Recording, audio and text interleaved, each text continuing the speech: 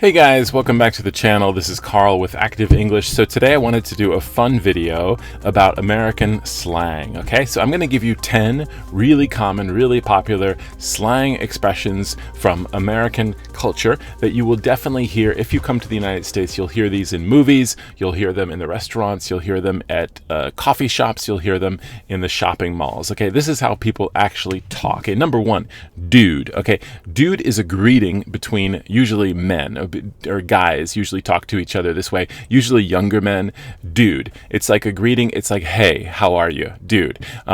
It can mean so many different things depending on the context, depending on the inflection, the way you say it. It's like, dude. It's like if you're upset with your guy friend, dude, or if you're happy, hey, dude. Okay, again, it totally depends on the context, but it's basically a greeting between men. It sort of is a very casual, informal expression. Okay, ghosting. Ghosting is when you ignore somebody, okay? When you stop replying to their emails, their texts, their instant messages, their voicemail. It's just basically to ignore somebody, okay? I know that Spider-Man did this to Nick Fury in one of the recent Spider-Man movies. Bad idea, okay? You don't want to ghost Nick Fury, okay? Hangry. This is when you're hungry and angry at the same time. You become hangry. This definitely happens to me. If I don't get enough food, I often get in a bad mood. You're in a bad mood because you're hungry. So you're angry and you're hungry, you are hangry, okay? Bummer. It's like, oh, that's too bad. That's a disappointing situation. I'm so sorry. What a bummer. It's like, oh no, you missed your flight to Paris. Like you were so excited about going to Paris and you missed the flight. That's such a bummer. Okay.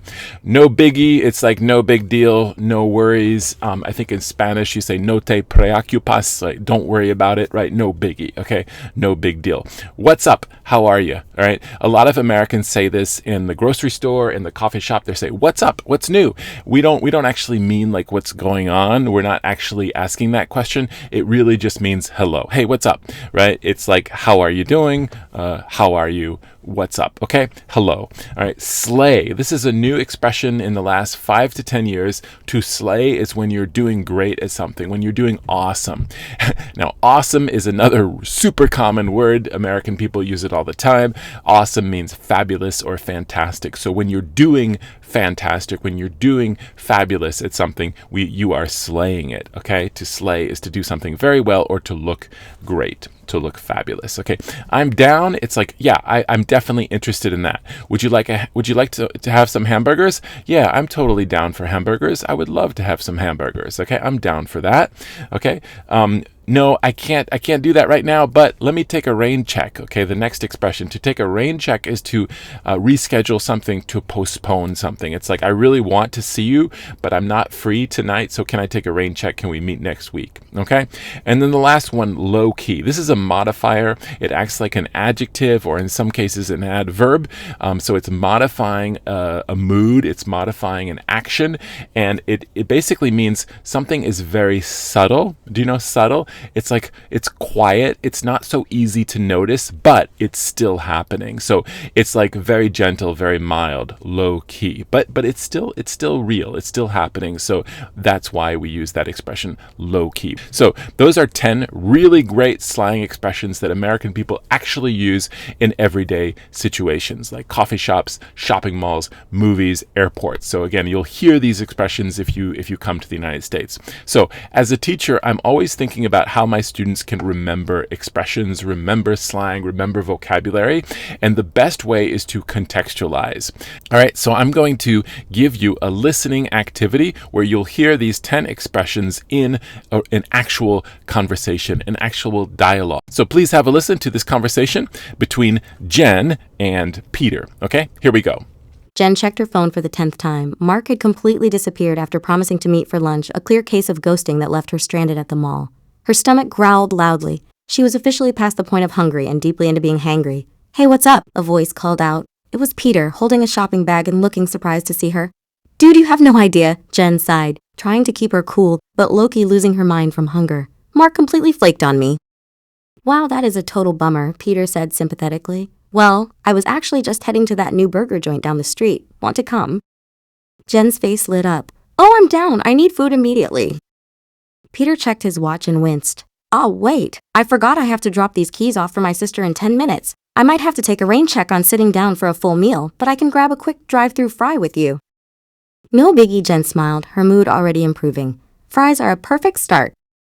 As they walked toward the exit, Peter gestured to her bright, stylish outfit. By the way, you absolutely slay in that jacket.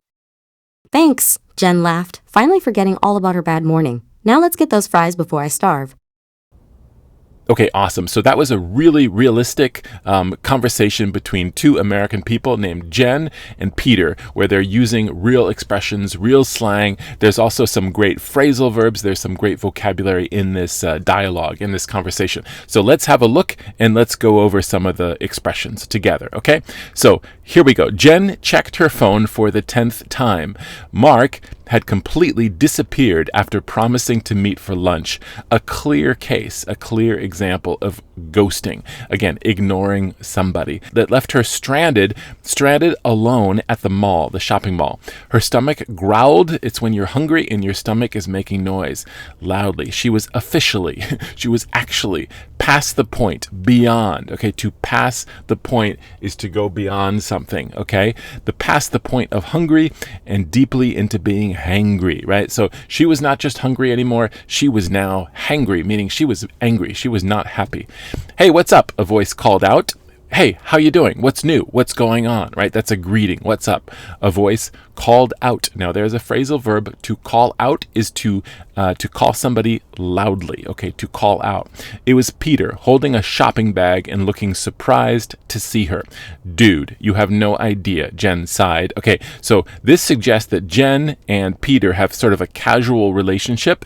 The way she says dude, it's very casual. It's usually said to a man, to a guy, and it's just a very friendly, informal greeting. It's like, hey, dude, you have no idea. All right, you have no idea means you don't realize how bad the situation is. It's like, you have no idea. It's like, let me tell you, this was crazy. Okay, you have no idea. Something was really bad. Jen sighed. Okay, to sigh, it's like, this is to sigh. It's when you're really upset, you make this noise like, that's to sigh.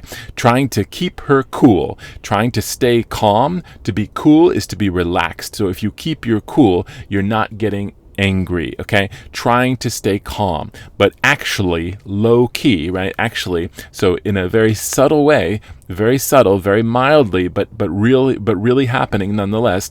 Low key, losing her mind. If you lose your mind, you're going crazy, you're becoming agitated, you're getting angry, you're getting upset, you're losing your mind for hunger.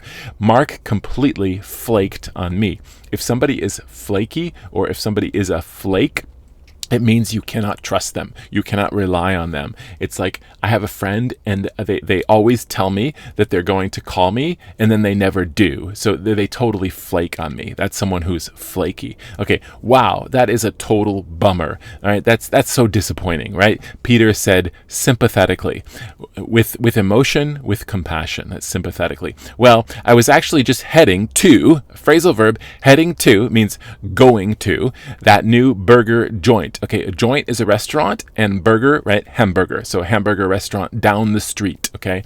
Down the street, prepositional phrase. It means just further along that street. Want to come?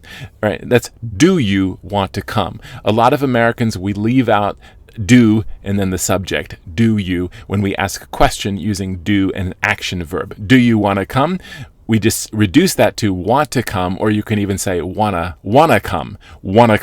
Do you want to come becomes wanna come? Okay, question mark. Jen's face lit up. To light up is to become happy, to become cheerful. All right, so her face lit up because she was happy. Oh, I'm down, right? I'm down for that means I totally want to do that. Do you want to grab some coffee? Yeah, I'm down for some coffee. I would love to grab some coffee. So I'm down for that means I want to do that. I need food immediately, like right now. Peter checked his watch and winced. To wince is kind of when you frown, okay? It's when something is sort of not so good, so you have sort of a frown or negative expression on your face.